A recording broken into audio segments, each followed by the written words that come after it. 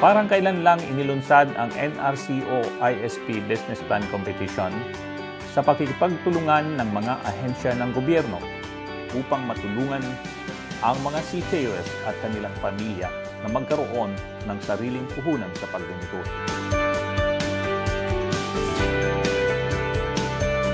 Sa 40 kalahok mula sa iba't ibang bahagi ng Pilipinas, 8 ang pinalad na mapili upang maging finalist.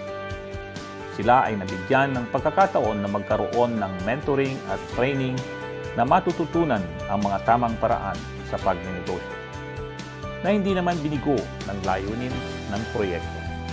Usap kami mag-asawa, sabi namin, kahit hindi tayo yung talagang maging big winner or makauwi ng 500,000, panalo na kaagad kasi lahat po ng mga coaches namin at saka mga mentors namin, first-hand experience yung mga tinuturo sa amin. Mas marami akong natutunan kung paano kumpitin yung mga ROI, yung mga pag-handle ng tao, ano-ano yung mga uri ng mga tax na meron tayo sa Pilipinas.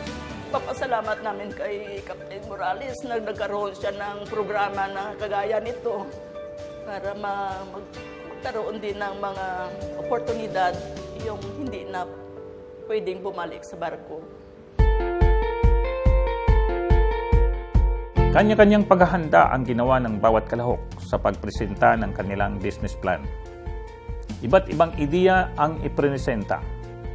Mula quail farming, dragon fruit farming, seaweed farming, pati ang mga nauusong healthy foods and snacks, mayroon din. Hanggang sa paggawa ng mga makabagong sandals at sapatos.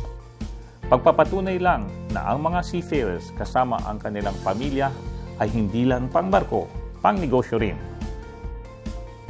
Kaya wala namang umuwing luhaan.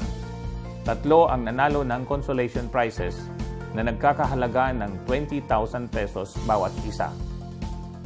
4 na runner-up naman ang nakatanggap ng 50,000 pesos. At para sa nag-iisang nagwagi ng grand prize, ito ay nag-uwi ng ₱250,000. From the start, plinano ko po itong business para sa pamilya ko at saka sa mga komunidad na matutulungan namin, yung mabibigyan namin ng trabaho. Ang masasabi ko po sa lahat ng mga seafarer, sumasakay man o hindi, meron silang kasangga. Tulad nga nung sabi ni Captain Morales na walang ibang magmamalasakit sa marino kundi kapwa marino.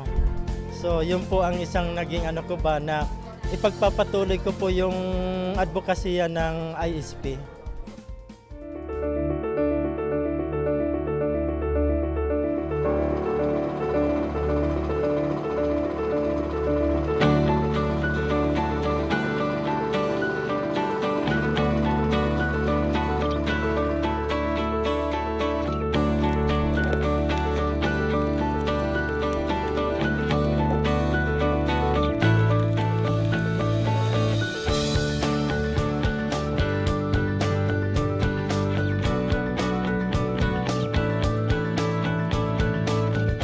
Business skills po natin na lahat po is kailangan maging nakadokumentado nga po, step by step process na may kailangan ka pong sundin dahil yun po yung naaayon sa business plan na ang gagawin na lang po natin is susundin na lang po natin siya. So malaking tulong din po yun sa amin na may additional na kaalaman po ang nadagdag po sa amin na dati nga po, syempre hindi po ganun tayo ka well-organized. Pero at least ngayon po, sa tulong po ng mentor din po natin, sa ng ISP po, mga trainings po nila, naging organized po tayo maigi.